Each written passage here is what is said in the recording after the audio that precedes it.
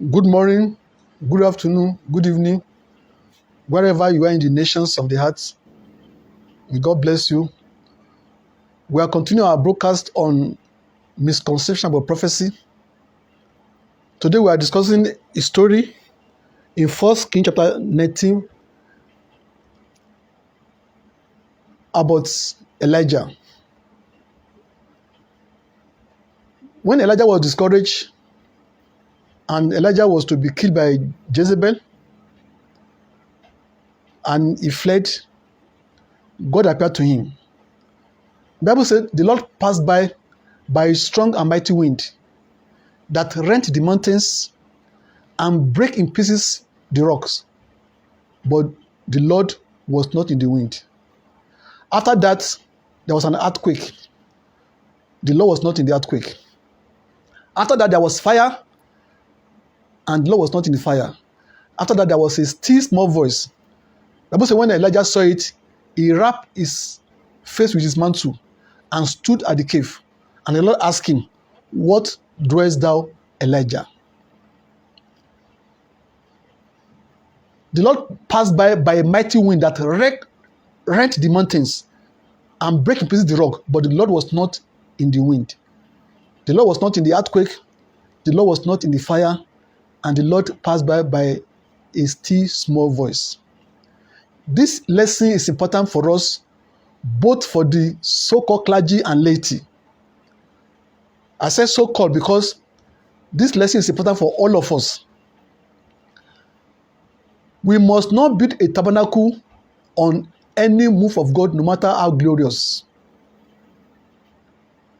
Elijah was a man who at God's command could cause rain to cease, and at God's command could cause rain to come. Elijah was a man that could make fire to consume his enemies and make fire to come down to consume the sacrifice. In fact, that Elijah made fire to come down became a norm, a testament that disciples of Christ were quoting. When Christ was rejected on the way to Samaria, they asked him that, "Will you want us to command fire like Elijah did?" Because Elijah's fire had become a norm that people can use as a reference point of God's move.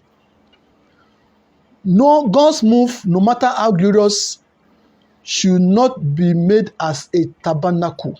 We must not be tabernacle on it. Because while Moses and Elijah may appear to Christ, the only tabernacle that can be built is the one of Christ, not the one after Moses or the one after Elijah.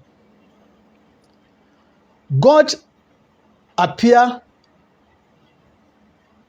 by wind, by earthquake, by fire. We have noticed that there was a time that the Israelites were carrying the ark to the battlefield. When the ark reached the battlefield, there was tremor. And even the Philistines noted it and they became afraid. But surprisingly, the presence of the ark in the midst of people who don't understand the purpose of God, in the midst of people who are rebellious, the presence of the ark did not save people who are rebellious, and the ark was captured. So Elijah needed to learn a lesson that he was not better than his fathers and that God is not monomethodical. God may use us in particular areas of ministry, but we must never forget that God is not monomethodical. God is not a prisoner of method. He's not a prisoner of method. That God used a particular move, a healing move was glorious, does not mean that God is a prisoner of the healing movement. God is not a prisoner of the faith movement. God is not a prisoner of the prosperity movement. God is not a prisoner of the prayer movement. God is not a prisoner of any movement. We must recognize that the purpose of God is all-encompassing. Till we all come to the unity of the faith and of the knowledge of the Son of God, unto a perfect man. So God is not a prisoner of any move.